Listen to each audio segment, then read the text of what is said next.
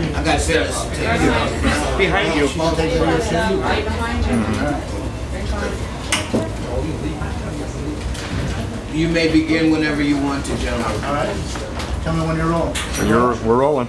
We're here with the great Buddy Miles to induct him into the Nebraska Music Hall of Fame. We're in the artist dressing room, July 10, 2000. Buddy Miles. Welcome. Mr. Semrad, I presume. Yes. How you doing? Welcome to the gig and welcome to the Nebraska Music Hall of Fame. We'll formally induct you on stage here in about a half hour or so. Oh my goodness. Do you want to see the plaque ahead of time? Or do you want me to Sure. save it for the stage? Come on. Well, no. No, let's save it. Let's save it. Just save it. We're just going to ask Buddy a couple questions about, let's start out just a little bit with the early Omaha days. You and I talked about it on the phone about when you started playing with your father, George Miles, the bebops at about 9, is that right? Something like that. Something like that in Omaha. And that was, tell me about the band. Well, I mean, it had all of Omaha's veterans in it. I mean, Calvin Keys was in it, but his dad, Otis Keys, played drums in the band. And then they had this guy by the name of Frank Brown on tenor occasionally. And then they also, sometimes, it depended, but this is when Dad was with Preston Love. Okay. You know, and so my father was Preston's band leader for almost 17 And he years. played bass, is that right? My father played did. bass. My father had the first Fender Telecaster bass in the city of Omaha. Yeah. You know, because he was playing a Framus upright bass for a long time. But you see, like in the years that I played here, when I went to North High, I used to play with, I used to play at Sandy's Escape a lot. Sandy Jackson, who was a disc jockey for Coil at the time. What kind of, what bands were you playing with in that area? Oh, I was playing with Tiny Lewis, Don Marsh, Bugsy Mao, and myself. We had a band. And Pretty good band. yeah, it was a great band. I played in a few great bands, but I used to be subjected to all the bands that played at Mickey's downtown. And then you would go out north, man, and like on any given night, if you didn't go to the showcase, you could go to, oh God, what was the name of the place on Offbeat? Then you could go up the street on 30th, 30 section across from the projects. What's her name? Backstreet. Yeah, you go up there, but this is when they had live entertainment. This is when I played with Miss Joy. This lady right over here, her dad is Andre Lewis, right? And so Lester Abrams, of course.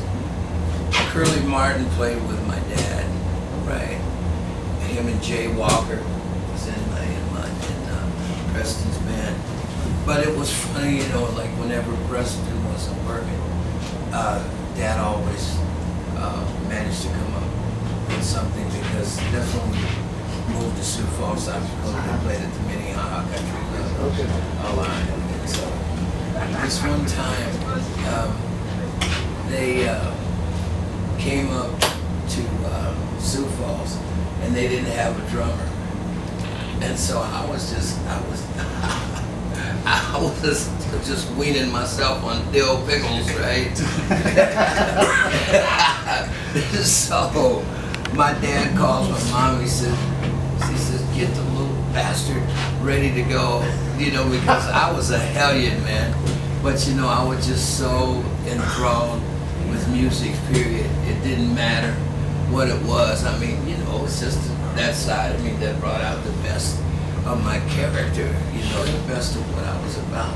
And the nice thing that I've always liked about being a musician is it's a people's type of a thing, you know, when you know, because, you know, music is a dedication of one of God's true colors for all races and creeds, you know. I'm very especially here for that, because I think Omaha is the headquarters of a lot of different things, except in the early days, of course, SAC. But I mean, you know, I'm definitely into defense. I have these fatigues and everything on to pay my special personal musical tribute to all of the many military and even civilian people that have been needlessly deceased and killed. And because I know if I was asked to go over there and play, in a New York heartbeat, man. Because I mean, I am me, and what you see me wearing is very symbolic of what I've always been about. I was the first guy to have an afro and wore tie-dyes and snakes, but I had red, white, and blue drums. And seeing that, to me, really represented San Francisco and the hippie era, if you want to call it, the diggers, the San Francisco mine troupe, you know, the merry pranksters, because, like, I'll never forget it. I was playing with Wilson Pickett, and then we played our last show for Murray the Cave, Murray Kaufman, who considered himself the fifth Beatle, right? And so I was playing with Wilson Pickett, right? And so this one time he was playing an Easter special at the RKO Theater in New York.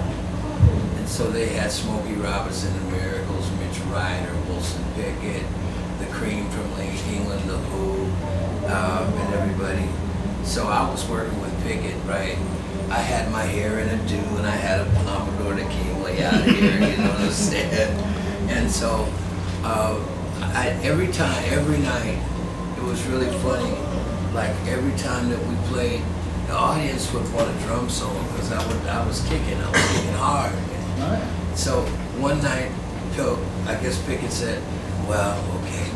So he pointed back at me, so him and I just said, I'm gonna wait till midnight hour. Broke it down. Yeah, I broke it down, you know, and then stuff like that. And so I just, after that last show, Mike Bloomfield and Barry Goldberg came upstairs to me, and he says, what's your name, man? He says, Buddy Miles. I told him my name was Buddy Miles, right? So we got acquainted, right? So Michael asked me, you want to go down to Greenwich Village and jam? And I said, oh, sure, heck yeah. So right before I left, Wilson Pickett comes down and said, yeah, you're trying to steal my drummer. That's my drummer, man. Everybody's stealing Wicked Pickett's drummer, man. That mother. No, we didn't. I said, Pickett, go fix it, man. So, I mean, I was flattered, but I mean, at the same time. That's about the time Electric Flight got formed. Yeah, well, yeah, exactly. With Michael Bloomfield. Yeah, exactly. So, then I did that. I mean, went to this jam session. I couldn't believe it, man. I mean, it was, Clapton was there, Michael was there, Danny Cal from the Blues Project was there, Al Cooper, Billy Mundy from the Mothers Intervention, you know, Denny Gerald from the Palmers. And then right after the show, I met Albert Grossman, you know, because I didn't know who he was. I didn't know anything about that. And so it went on and on and on and on. And so the next day, he had a big music interview with a guy by the name of Scott Muni, who is now the program director for WAPW, which is a real big radio station in Manhattan. And so they was asking Michael, you know, what kind of band was he going to have, this and that. And so Michael told him. And when it got to the point, you know, he was naming off who the musicians was going to be and this and that. And so Michael said, well, who are you going to use for drums? And so I'm sitting there, and he says, let me introduce you to the best young rhythm and blues drummer I've ever heard, right? And I'm not really a label person. I don't really care about it, but if I can do my job, and I must, you know, all drummers must, because you're the main man, not just for the leader, but you set the pace. And so, like, the responsible part of it was really what I was thinking about. because it really gave me something to grasp onto. And so I've always kept that in mind. How did you get Stimsy, Hunter, and Herbie Rich in the band? Oh my God. There's some fine on one musicians too. Oh, yes, way of back, course. you know. I mean, well, see, Stimsy and I went far as back as Mickey's on 16. You know, when he was playing with Joe Monastero on the Stragglers. You know, and that was a really good band. They had several good bands from Omaha. They had several good bands from Kansas City. They have several good bands from Des Moines. Several good bands from Minneapolis. I mean, in the days even before Prince was even thought of, you know what I'm saying? They had great bands. I mean, I know because I played with a lot of certain people, and I used to play at the Roof Gardens in Lego Caboji, Iowa. I played at the same place where Buddy Holly played right after he got killed in a big bopper, you know. Buddy Holly. Tell me about Monterey. God. Monterey was like, was the granddaddy of That them was all. a big one. Well, that was the main one where it really started the whole festival generation. I mean, you know, all of them as far as the people's intent, I think were good. But the way that they trashed things, to me, that's trashing yourself. When you have to show that kind of negativity, because it really reflects on all peoples for some reason. It does. So you have to take those kind of things into consideration. Didn't you say that you thought the Flag was your most favorite band? Oh yeah, just because that we were into rock and brass and everything. But I also love the fact too that I can play trio music. Well, that Especially actually Jim did down at Gypsies, which was... Well, yeah, too. But I mean, but while I was in Omaha, because I was, I'm really fond of the Hammond organ. That's the reason why Joy's dad and I were so close in those days. You know, I mean, very, very close. Andrew's great, Yeah. great keyboard player. Yeah. And John Mallard too. He was a good I know John Mallard. I knew John Mallard. and also there were certain key people who had a lot of influences. Andre, your dad, was one of my biggest influences. My father played with your grandfather, Harry Lewis. He was a very good. I mean, you talk. There's some man. Yeah, I mean, you know, because Wynonna Harris used to be here. Eddie Clean, Vincent used to come here. All the guys that played in the bebop era really came through Omaha. Like it'd be like Minneapolis, Des Moines, Omaha, Kansas City, and that was like a mecca, you know, for Huge scene in the bebop. 40s. And that's right after World War II and everything. So I was really. It seemed like that I was going to naturally be in the mainstream, just because of my biological, tenement, you know, because I mean, it was just, I mean, I had trouble going to school when I went to Howard Kennedy. Miss Zahn, I don't know if you're still living, but thank you for, you know, don't beat my butt too much. Because I used to come to school and I would bring me some of my mom's teaspoons, and they asked me, what are you planning on doing with that? And I said, I'm playing my drums and everything, you know. In class. As much as, yeah. And so I didn't play them on a desktop, I did that on my leg and stuff. But as time rolled along and everything, it was really a joy for me, of course, to play with Jimi Hendrix. That's got to be between that. Buddy Bonds Express is one of my favorites. Yeah, I mean, Of course, the well, concert. see, that was really the weird part about it, is because, you know, see, I had a big, huge love affair with horns. You know, I always have. But I mean, trio music, man, is post-posh to me. You know, Well, one more frequent, you can... well, yeah. Well, Jimmy's something to that. Wait. Hendrix, you know, but I mean, he. As he does, you and Billy Cox and Jim. Well, yeah, I mean, it was a good unit because, like, we all mostly improv more than we did. I mean, we never really did have any head arrangements. Or, I mean, well, I mean, no technical. I mean, we had head arrangements, but we didn't have anything written down on paper. It really just came. It really just came, you know.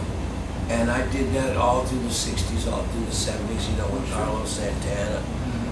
Jammed a lot with just about every blues player, Albert Beebe, Albert Collins. Did some stuff with Muddy, of course.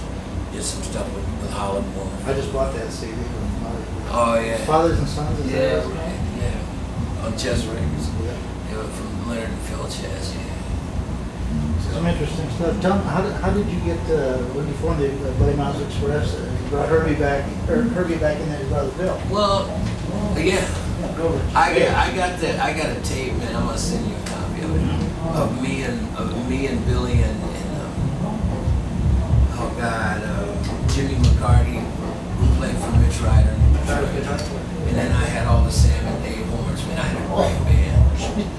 I had a great band. We had 6 horns, man. You know? Yeah. That was pretty good.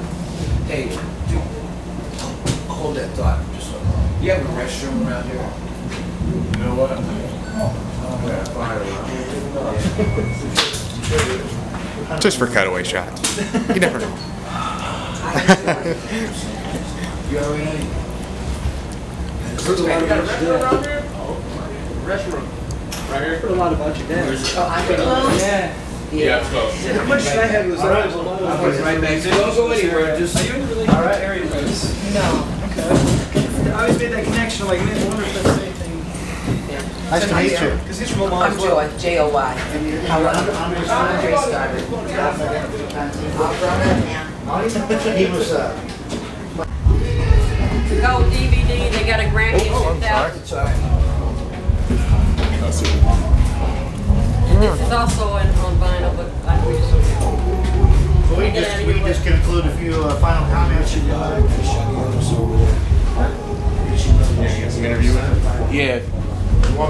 We'll just do a quick recap, just say something about the Nebraska music scene, and if I want to say it, and then we'll let you hear it. Well, I wanted to wait. Oh, I mean, I'm doing this for a reason. You want to wait, you want to have, I think, all right. Cheryl, Yes. can you look right outside there and see if they're coming? Because I just saw them right behind me. Hold up the albums again. Hold up the albums again. Could you do me a favor? Yeah, what? Could you look right between what? Sugi Otis and Rich Nutt. You mean Richard Love? They're Hey, right Sugi there. Otis.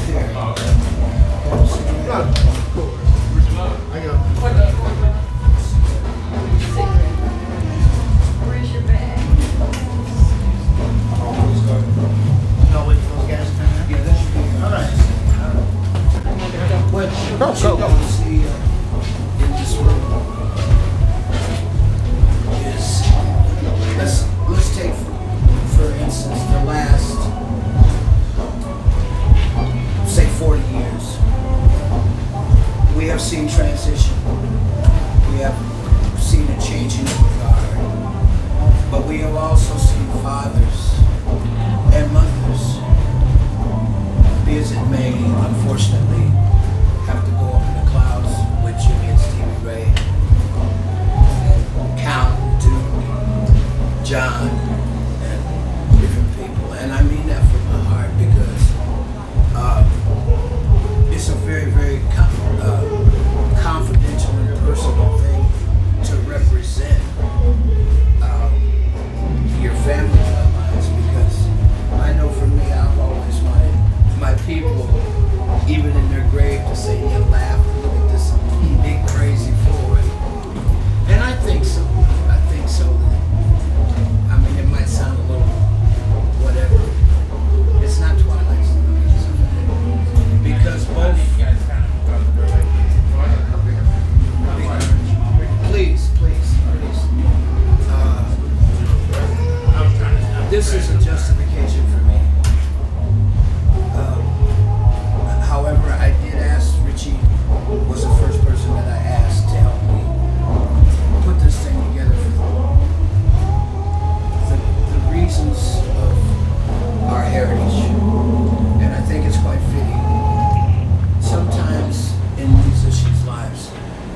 regardless of whether, how close you've been, how well you know, how distant you are. I mean, just like Shuggy and I was talking about, Shuggy Odyssey's here too. He was talking about inspiration, information. Well, that's a really a nice thing to say, a good concept. And so, Richie's dad and my dad, they played together for the better part of 20 years. My father was, as I told you before, Preston's band leader.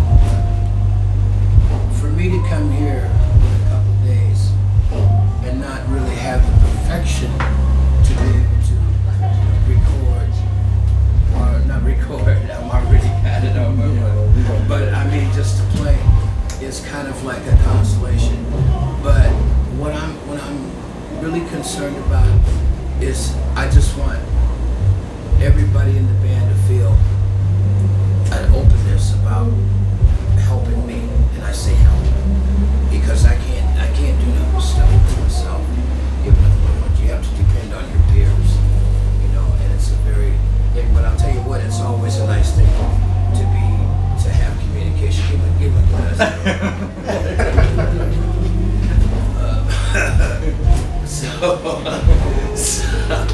So anyway, I'm gonna lead it over to Richie. And I want to, boy, because from now and from now back to then, I've been knowing both of these gentlemen and have been a part of my family heritage and my bloodlines too. So I'm leaving it all up to you. You decide what you gonna do for me. We had the honor of inducting the president of the Sure. right here. The late Richie's father in the Hall of Fame here about 4 years ago. The original festival. Yeah, Bourbon Street, the Target was 2-3 years ago. I lose track of time. So these fellows are already father. Here we are, it's already in the Hall of Fame. Now it's buddies. There's no priority of that. It's just It's a great Well, yeah, because of like. These are all great buddies. Because like what has been said, like I mean it is very, very true that North Law wasn't that good, man. I mean it really and truthfully was. I mean it really cracks me up how many musicians came and went. I mean I was in Loveland, man, because even the person who sung that song, James Gatson. Yeah. Oh. Yeah, he's a blues singer. He was with you. No, Gab was playing with the Watson, with Charles Wright and Watson on the third. So what I'm saying is like I had him, the funkiest drummer from Omaha, in my opinion, especially in those days, was probably between Curly Martin and a guy by the name of Leonard Williams. I don't like it. Yeah, I mean, Godfather. yeah. I mean, this guy, man, was like, oh man. And then, of course, you can't leave out Lester Abrams, his cousin. See, he got so many people, man. It's you know, but I mean, that's cool. But see now, for me to be in that company, I mean, it's I'm very moved, and I feel very, very lucky to have had those chances to see what it feels It's an like. unbelievable scene. The list it goes forever. I mean, You go back to the Sultans, you go back to Henry Peters and the Imperials. But I probably the best band, which I would have loved to have been in, but I wasn't, because I mean, when it came for the Sister Curly Martin, I mean, they had a band called The New Breed, man, with Hochul Wright was on bass, Stimsy and Herbie Rich was on saxes, and Jerry Bennett was on guitar. Oh my God, they were smoking. Hank Red playing that band? Yeah, Hank. Yeah, it was three of them. Yeah, there was three of them. You know, and see, if you don't really know what you're doing, man, it's really hard to get a sound that's fat and also that you can use upstairs. I mean, people gotta know what they're doing, especially with an But that's fat. That's fat. That's brass. You know. And so I'm just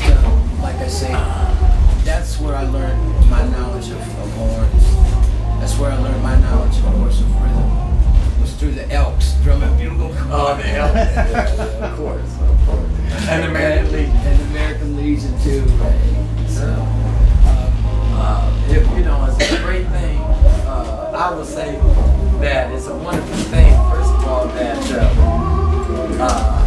speak of the devil, it's a Yes, wonderful everybody thing. up here, we've been waiting for. Mr. Martin. This is Mr. Ernest. This is everybody. This is Mr. Ernest Trinity Martin. You can go tell them the real name. No, it is, it's too I want to know late. about your real age, man. Yeah, your real age. 27? Everybody's trying. Yeah, well then I 27. must be 17. 26 and a half. 27. You know, what I want to say is that, first of all, have Buddy and Curly and Shiggy's oldest together all at the same time. It's a wonderful, what a wonderful thing. And the history of our families all together. Curly started playing with my dad at 17. Buddy started at 17 with my dad. Yeah. 16, 17. I mean, I didn't really play it like Ernest did. I mean, well, because I was a little hellion, man. I was going to school at Axtell Park Junior High with Pat O'Brien, man. Oh, you're up in Sioux Falls now? Yeah, Yeah. yeah. I lived up there. That's a cold monk up there in a lot of ways, man. You set the standard of well, that's a high level of great music right now. I agree with Well, you know something? Can I tell you something? I don't know about the Sioux Falls, They bring in people. Sioux Falls, Del Rapids, Mitchell, Rapid City, always, always did. Yeah, I mean back in like say in the early '60s, man. You know, because a lot of bands play at the Corn Palace. Like give you an example. There was a guy in Lawrence, Kansas, that had this company called what was it? The Amplifiers? No, well, yeah, Buddy Ross was Buddy Ross, but it not- was, but his partner Oh, was it yeah. Jim Reardon or it was somebody who had Mid-Continent. That's John Brown. Yeah, John Brown. He had this Mid-Continent. agency called Mid-Continent. Huge. So what they would do is they had like a chain, and it wasn't Chitlin Circuit either. It was like places like all your NCO clubs, like your Red Dog Inns, like there was in Wichita, Ballrooms, and ballrooms and Archer, stuff. yeah. And They so were solid. the biggest group you'd always hear on KOMA was a group. I forget. I think it was from Oklahoma City, but they were called the Fabulous Flippers. I think it's one. Yeah, yeah. You remember the Blue Boys? Remember those guys? Yeah, they turn into Blue Flame. Yeah, exactly. Right, yeah. And then they went into Gary Mack and the Mack Truck, which was actually Danny and the Roulettes. Yeah. Tim Gregory. Yeah. Gary Well, that's the Thomas. thing. Yeah. People had to go outside of Omaha. Like, music came from here, and we'd have to go out to get support. But now with this festival, like this festival here, the support is here to support what's here. I think a lot It took more 30 here. It took over 30 years to get that. Yes. So, and that's why this man is here right now. You know, one of the important things is one of the things when Tim called me when he had his first concert, he said, I don't, know a lot of these people that are put Omaha on the map. Can you help me can you help me to get these people in Omaha? And of course, because of the history, I said, yes, I can help. Me and Buddy talk all the time, me and Curly talk all the time, and all in between Stemsy, and so the first one we had Stemsy and Curly and Buddy. So that first one we did was really great.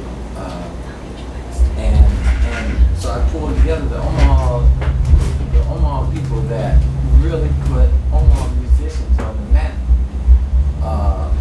Was these gentlemen, these are my godfathers, that's what I call them, my godfathers.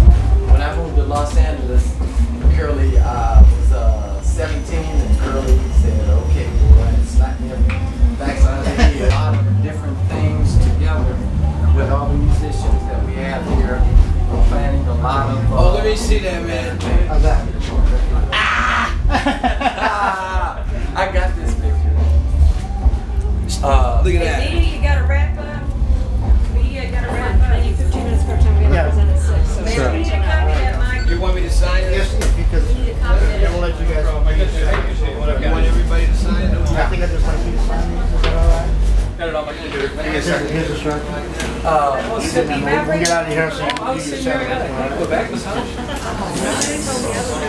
And please, if you can, Y'all hold on 1 minute, we got the shooting coming in. when he comes. Oh, wait a minute, let's wait, Sugar's coming. Just waiting for you, man. In 19, Everybody Sugar Otis, man. this is Shiggy Otis. This is the man right here. I brought him in from LA and I'm so thankful to have him with me. Our families live together. No, none of you babysitted me. I was 2.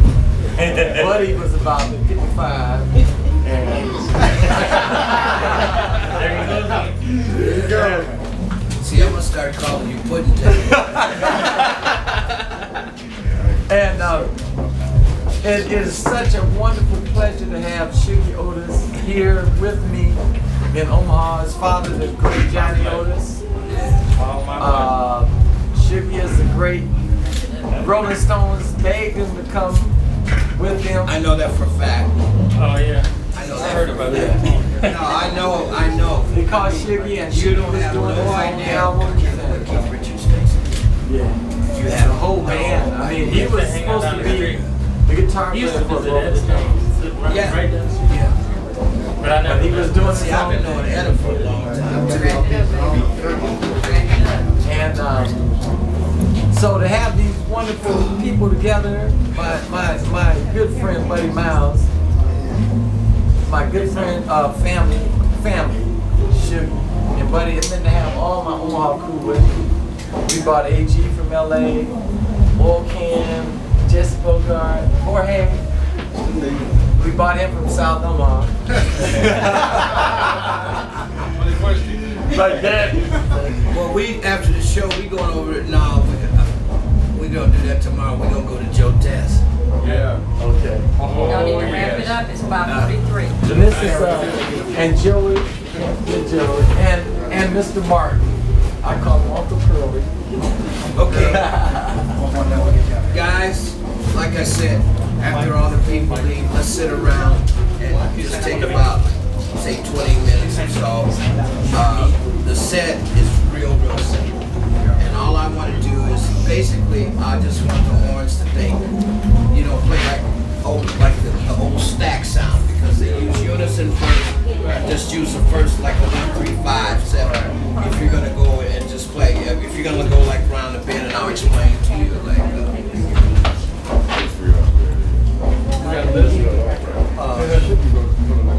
He still got the same haircut. It's mine. We will let you have your meeting.